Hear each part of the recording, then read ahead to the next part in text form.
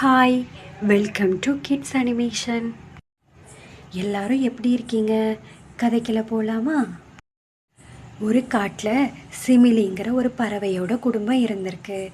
அந்த பறவைக்கு 2 பிள்ளைங்க இருந்திருக்காங்க. ஒரு பிள்ளை பேர் ராமு, இன்னொரு பிள்ளை பேர் சோமி. ஆனால் அவங்க வீட்டில் ராமு பையங்கிறதுனால பையனை தான் அளவு கடந்து நேசிச்சிருக்காங்க. அவங்க ஒரு மிடில் கிளாஸ் குடும்பம்தான்.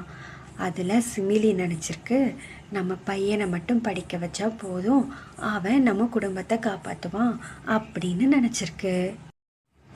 எப்படியாவது நம்ம பையனை மட்டும் நல்லா படிக்க வச்சிடணும், அவன் படித்து கண்டிப்பாக நம்ம குடும்ப கஷ்டத்தெல்லாம் கண்டிப்பாக தீர்த்துருவான்.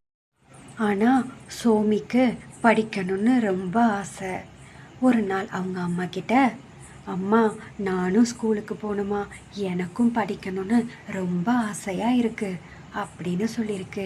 இதை கேட்ட சிமிலி, அதெல்லாம் ஒன்றும் தேவை கிடையாது, நீ பொண்ணு தானே, வீட்டில் வேலை செய், கண்டிப்பாக ராமு படித்து நம்ம குடும்பத்தை காப்பாற்றுவான், நீ ஒன்றும் படிக்கணும்னு அவசியம் இல்லை, நீ வீட்டு வேலைகளை பார்த்துக்கோ.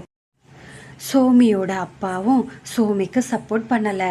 ஏன்னா அவங்க வீட்டில் அந்தளவுக்கு வசதி இல்லாததுனால ராமுவை மட்டும் படிக்க வச்சா போதும் அப்படின்னு நினச்சிருக்காங்க. சிமிலியோட 2 பசங்களும் வளர்ந்துட்டாங்களாம். சோமி படிக்கலைனாலும் தனக்கு கிடைச்ச சின்ன சின்ன வேலைகளை செஞ்சு பணங்களை சேர்த்து வச்சுட்டே இருந்திருக்கா. அதுக்கப்புறம் பிற்காலத்தில் அவள் ஒரு பிஸ்னஸ் ஸ்டார்ட் பண்ணிட்டா. அதில் அவளுக்கு நல்ல வருமானமும் கிடைச்சிருக்கு.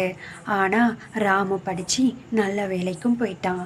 ஆனால் அவன் அவங்க அம்மா அப்பாவுக்கு எதுவும் செய்யலை, அவனோட வாழ்க்கையை பார்த்துட்டு போயிட்டான்.